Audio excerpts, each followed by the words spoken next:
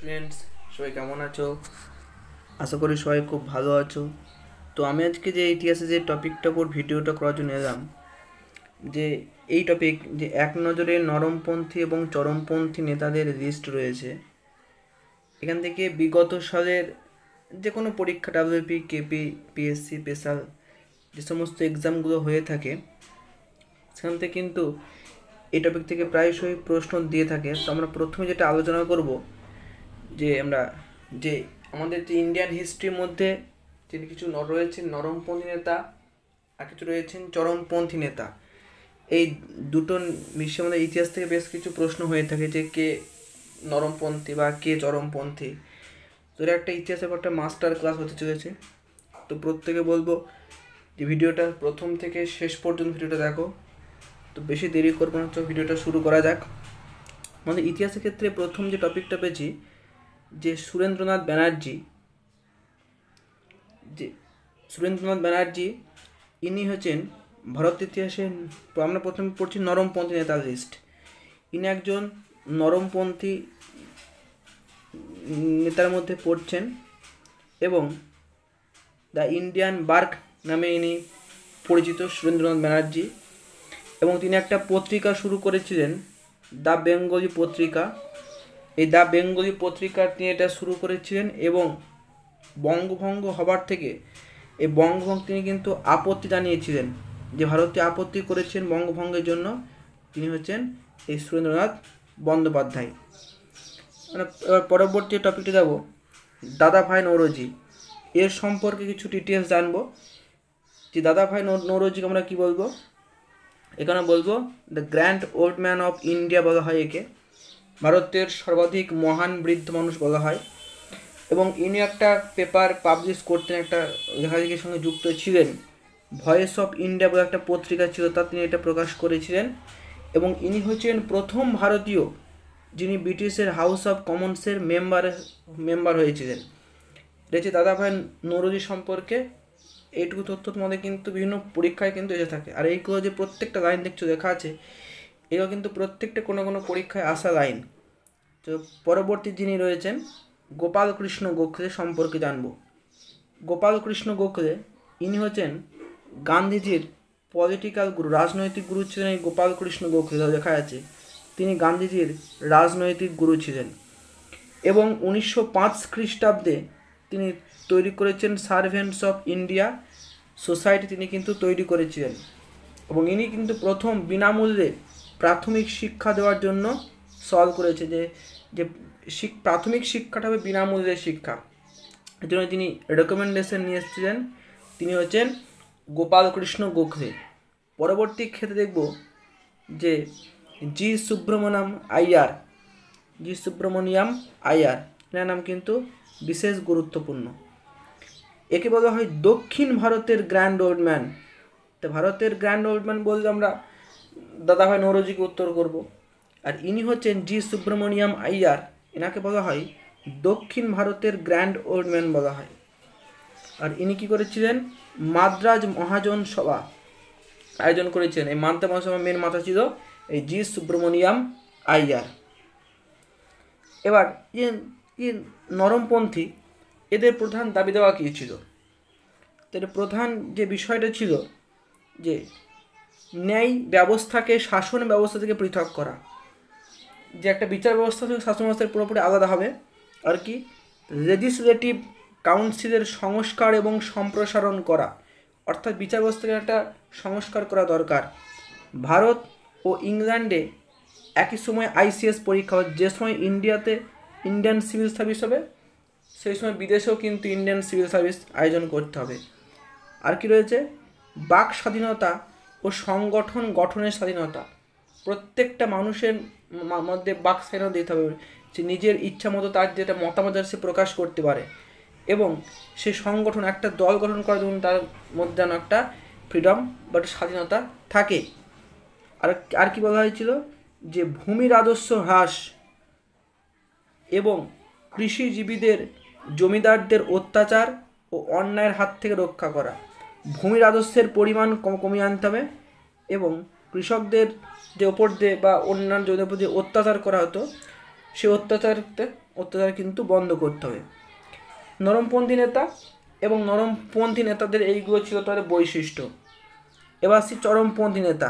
এবার হচ্ছে নরমপন্থী যে নেতাদের যে কিছু বৈশিষ্ট্য পেলাম এবং তাদের কাজকর্ম কে কোন পদ্ধতির মাধ্যমে কাজকর্ম করত। এদের কাজকর্ম বৈশিষ্ট্য কী ছিল, যে নরমপন্থীদের ব্রিটিশ শাসন ব্যবস্থার প্রতি পূর্ণ বিশ্বাস ছিল, না যে ব্রিটিশ সরকার যা করে আমাদের ভালোর জন্যই করবে, এটা যদি বিশ্বাসের মধ্যে ছিল। আর কি, নরমপন্থীরা আবেদন, প্রস্তাব, সভা, প্রচারপত্র, পত্রিকা ইত্যাদির মাধ্যমে নিজেদের দাবি দেওয়াকে পেশ করতেন। নিজেদের দাবি দেওয়া পেশ করার মেন হাতিয়ার ছিল এদের কিন্তু, মানে আবেদন নিবেদন নীতির মধ্য দিয়ে নিজেদের কিন্তু দাবি দেওয়াগুলোকে এরা ব্রিটিশ সরকারের কাছে কিন্তু পেশ করত। আর কি ছিল, তাদের মূল উদ্দেশ্য ছিল যে ধাপে ধাপে, একবার হবে না, আস্তে আস্তে কিন্তু পুরোপুরি জিনিসটা, অর্থাৎ আমরা কিন্তু সহজ কিন্তু ধাপে ধাপেই স্বরাজটা লাভ করে নেব। কিন্তু এই নরমপন্থীদের যে কাজকর্ম, কাজের যে প্রেক্ষাপট, এটা কিন্তু পরবর্তী ক্ষেত্রে তাদের পছন্দ হলো না। অর্থাৎ 1907 খ্রিস্টাব্দে জাতীয় কংগ্রেসের সুরাট অধিবেশনে এই জাতীয় কংগ্রেস কিন্তু দুটো দলে ভাগ হয়ে যায়। একটা দলকে আমরা বলবো নরমপন্থী, একটাকে বলবো চরমপন্থী। অর্থাৎ ওদের নরমপন্থীদের মতামত যাদের পছন্দ হলো না, তারাই কিন্তু পরবর্তীকালে অন্য একটা দলে ভাগ হয়ে গেল, এরা হচ্ছে চরমপন্থী নেতা।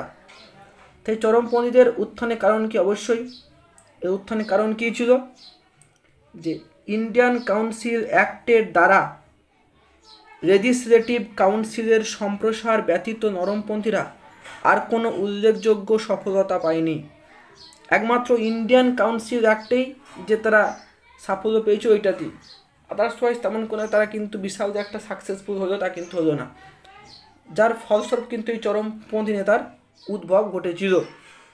এরপর যেটা আমরা আসবো, আর কি রয়েছে, আর কারণ রয়েছে যে 1896 সালে দুর্ভিক্ষের সময় ব্রিটিশ সরকার কোনো পদক্ষেপ নেয়নি, তথাপি নরমপন্থীরা ব্রিটিশ সরকারকে কোনো পদক্ষেপ নিতে বাধ্য করতে পারেনি। যেহেতু তারা আবেদন নিবেদন নীতির ওপর বিশ্বাস ছিল, তাই তারা ব্রিটিশ সরকার কোনো জোর করতে পারেনি। এবং এই নরমপন্থীদের এই যে বিফলতা, এই জন্যই কিন্তু চরমপন্থীদের উদ্ভব ঘটেছিল। এরপর যেমন নরমপন্থী নেতার কিছু কিছু আমরা নাম জানলাম, তাদের বেশ কিছু সম্পর্কে একটা অনলাইনে জানলাম। এবার দেখবো যে চরমপন্থী নেতা কারা ছিল। চরমপন্থী নেতার মধ্যে প্রথমেই যার নাম পাবো, তিনি হচ্ছেন এল রয়, লালা লাজপত রায়, যাকে বলা হয় পাঞ্জাব কেশরী বলা হয় একে। এবং তিনি 1916 সালে ভারতীয় হোম রুল লীগ গঠন করেছিলেন 1916-তে। এল রয়ের পর যে পাবো, তিনি হচ্ছেন বিজি তিলক, বাল গঙ্গাধর তিলক, বিজি তিলক। এবং একে আমরা বলবো লোকমান্য, অর্থাৎ এর উপাধি ছিল লোকমান্য ছিল উপাধি। এবং তাকে ব্রিটিশ বিরোধী আন্দোলনের প্রকৃত সূত্রধর বলে গণ্য করা হয়। ব্রিটিশ বিরোধী আন্দোলনের যিনি মেন মাথা, তিনি হচ্ছেন এই বিজি তিলক। তিনি বেশ কিছু সমিতি চালু করেছিলেন, যেমন হচ্ছে আখড়া, লাঠি, গণিধন বিরোধী, এইগুলো বেশ কিছু সমিতি তিনি কিন্তু শুরু করেছিলেন। ভ্যালেন্টাইন চিরল তাকে কি বলেছিল, the father of Indian unrest বলা হয় এই বিজি তিলককে। পরবর্তী দেখব যে বিপিন চন্দ্র পাল, বাংলা যে লাল বাল পাল তার মধ্যে একটা হচ্ছে বিপিন চন্দ্র পাল। ইনি কিন্তু প্রথম জীবনে নরমপন্থী ছিলেন, পরে চরমপন্থী হয়েছেন। প্রথমে ছিল নরমপন্থী, পরে চরমপন্থী হয়েছিলেন। আর এর প্রসঙ্গে আরেকটা কথা জানবো, যে বিপিন চন্দ্র পাল ইনি কিন্তু বক্তৃতা খুব ভালো দিতে পারতেন, খুব ভালো ভাষণ দিতে পারতেন। এবং তার লেখার মধ্য দিয়ে তিনি কিন্তু জাতীয়তাবাদের ভাবধারা তিনি কিন্তু শিক্ষাটা প্রচার করেছিলেন, সকলকে এক দেশপ্রেমে তিনি উদ্বুদ্ধ করতে পেরেছিলেন এই বিপিন চন্দ্র পাল। এবার দেখব আর একজন নাম যে না করলে নয়, সেটা হচ্ছে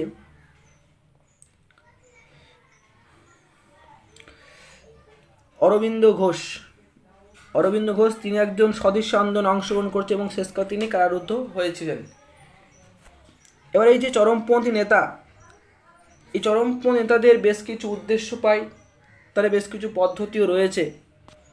তো চরমপন্থী নেতাদের উদ্দেশ্য কী ছিল, তারপর দেখব তাদের পদ্ধতিগুলো কী। প্রথম তাদের উদ্দেশ্য, প্রথম কথা ব্রিটিশ ন্যায় ব্যবস্থার ওপর, মানে ব্রিটিশ সরকার যে আমাদের ভালো করবে এর ওপর কোনো আস্থাই চরমপন্থীদের ছিল না, যেটা নরমপন্থীদের ছিল। আর কি ছিল, তারা রাজনৈতিক অধিকার লড়াই করে পাওয়ার বিশ্বাসী ছিল, যে ব্রিটিশ সরকার কোনো আমাদের অধিকার দেবে না, আমাদেরকে নিজেদের অধিকার পেতে হলে নিজেদেরকে লড়াই করে সে অধিকার ছিনিয়ে নিতে হবে, এটা ছিল চরমপন্থীদের প্রধান উদ্দেশ্য। আর কি, তাদের নিজেদের প্রতি দৃঢ় বিশ্বাস ও ভরসা ছিল যে আমরাই পারব ফিরিয়ে আনতে, যে স্বরাজ লাভ বা পূর্ণ স্বরাজ বা স্বাধীনতা দরকার, সেটা কিন্তু আমরা যে ভারতের যারা চরমপন্থী নেতা তারাই কিন্তু ফিরিয়ে আনতে পারবে, এটা কিন্তু চরমপন্থী নেতাদের একটা বিশ্বাস ছিল। আর কি, স্বদেশি যে দ্রব্য ছিল সেই স্বদেশি দ্রব্যাদির প্রচার, বিদেশি পণ্য বয়কট করার আহ্বান জানিয়েছিল এই চরমপন্থী নেতারা। এবং জাতীয় শিক্ষার পরিচয় যখন সেই প্রসঙ্গে, যখন বিদেশি দ্রব্য বিদেশি সমস্ত কিছু বয়কট হয়েছে, সেই সঙ্গে দেশীয় শিক্ষা ব্যবস্থা, দেশীয় কলকারখানা প্রতিষ্ঠায় সে প্রসঙ্গেও কিন্তু প্রচার করা হয়েছে, এবং সেই প্রসঙ্গে জাতীয় শিক্ষারও কিন্তু প্রচার করা হয়েছিল। এর ফলে যেমন নরমপন্থীরা অতটা সাফল্য পায়নি, কিন্তু সেই দিক থেকে বলতে গেলে এই চরমপন্থীরা কিন্তু যথেষ্ট সাফল্য পেয়েছিল। প্রথম স্বরাজকে জন্মগত অধিকার বলে দাবি করেছিল, যেটা বিজিত তিলক বলেছিলেন যে স্বরাজ আমার জন্মগত অধিকার এবং আমি তা অর্জন করবই।